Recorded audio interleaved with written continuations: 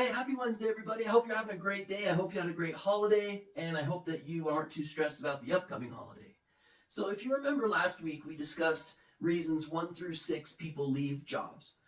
I hope that you weren't disappointed with the way those reasons were presented. I was a bit intense.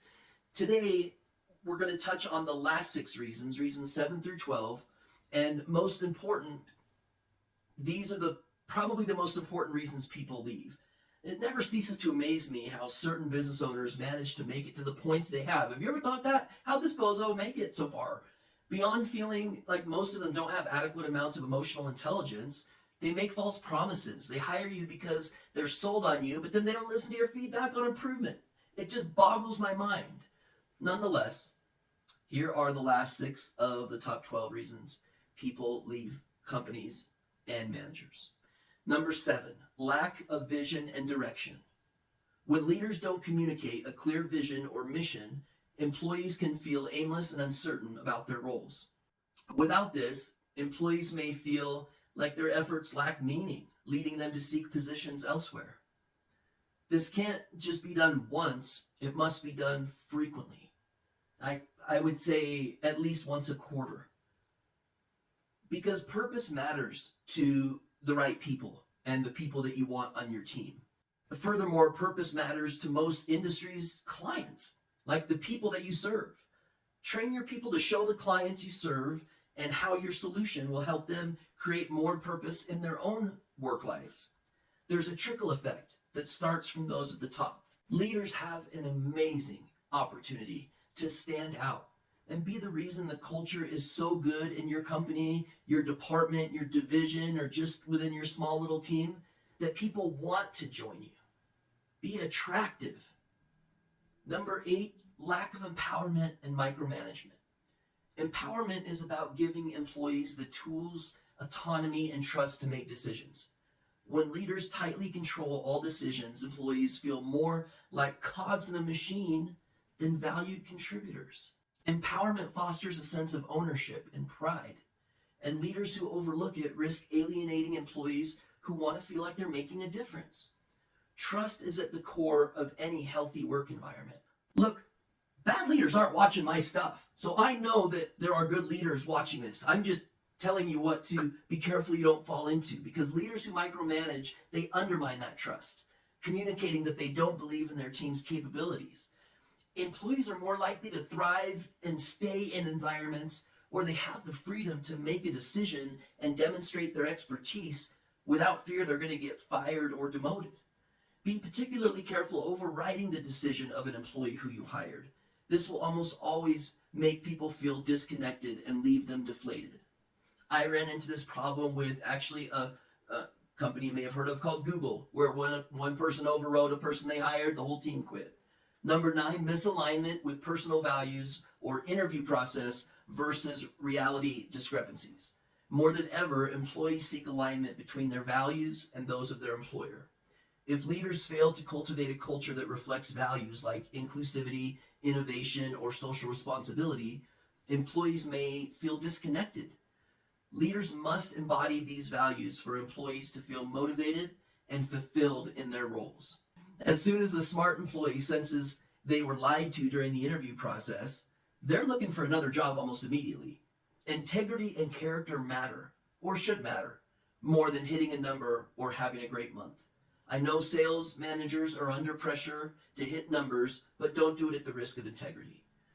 I know of at least 2 hiring managers who lie their butts off to get people in the door, to just get one sale out of that person that's hired before they figure it out and leave the company.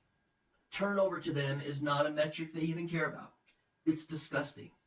It messes with people's lives, and it will leave a permanent red mark next to your company's name, because these businesses don't have moral compasses. They don't have principles, and they don't treat people like humans. They treat people like a number. Number 10, lack of recognition and appreciation. Employees want to feel that their hard work is noticed. When managers overlook accomplishments, fail to provide feedback, or rarely acknowledge a job well done, employees can feel undervalued and unmotivated. The average worker already only works 60% of the day, and that's being gracious. Recognition goes beyond the annual review. It's the day-to-day acknowledgement that keeps people engaged. If you're only having meaningful conversations with your staff during their annual review, you should ask yourself, who's leading who? Employees want to know that their work has meaning. Leaders who don't communicate or connect with their employees and talk to them about the larger mission, they risk fostering a sense of purposelessness in the employee, and that 60% level drops. When people can't see how their work contributes to the greater goal, they're far less likely to be invested in the long term. I think that 60% activity mark could be higher with these principles. Number 11 is inconsistent or unfair treatment. Favoritism and inconsistency erode trust within teams. When employees feel that certain individuals receive preferential treatment, it creates an atmosphere of resentment and low morale. And we can all think of an example of this. I saw this happen with a friend of mine, and his file was pushed to the side so that one of the owners could get their deal done first. And I think it shows a leader's true colors, that they're selfish, that they don't care about their business, that they're unfair, biased. Leaderships need to foster loyalty, while favoritism almost guarantees turnover. Companies who refuse to do the little things like purchase one more license of a software tool for the new person they hired because they only have 6 licenses and the new hire is the 7th person, but they leave that person out. They don't allow them to have that tool. That's like asking someone to fight with their hands tied behind their back. Companies don't know how to value employees. By the way, that last example happened to me years ago. Number 12, absence of empathy and human connection. Finally, employees are people first.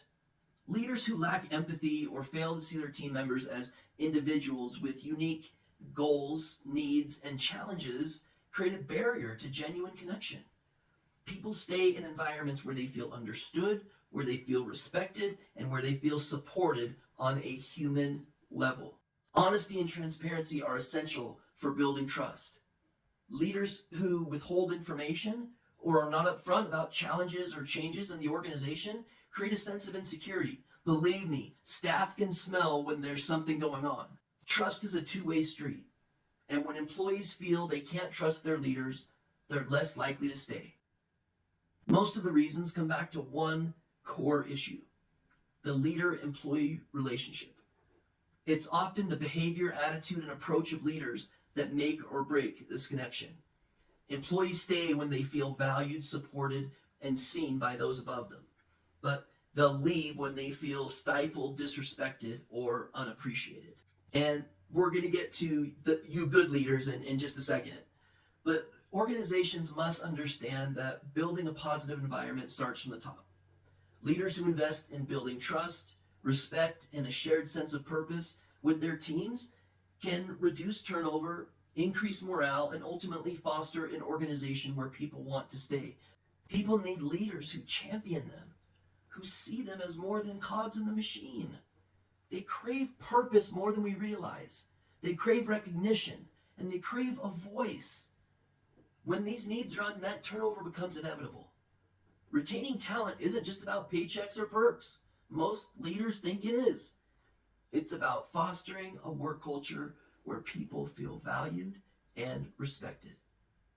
If you're a leader, ask yourself, are you the reason people stay, or are you the reason people leave?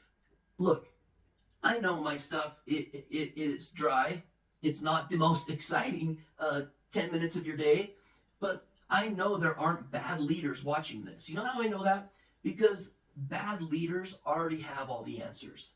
They're not looking for feedback, suggestions, or a perspective like mine to improve as leaders. They're not in the business of improvement.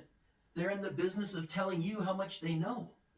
So I understand that those watching are good leaders. These 12 things are simply warnings to make sure that you don't fall into, and real life examples of just how crappy some leaders are. There's just no getting around it. And those are just the ones that I've met. Look, I love my audience. We've got 3 episodes left that I plan to stop for good. So we'll just do 3 seasons and I'm done. Unless I hear from you guys. If I only hear from one person that I make a difference for them and that they want these videos to continue, I'll do it. If you prefer my articles, let me know. I think that I may continue the articles, but the videos take an awful lot of preparation and time, and I don't mind doing that if it helps anybody, even one person. You're not super engaged and you just watch every once in a while, a rerun from season 1 wouldn't hurt. So thank you so much for watching. Happy Wednesday to you. I hope you have a great rest of your day and rest of your week.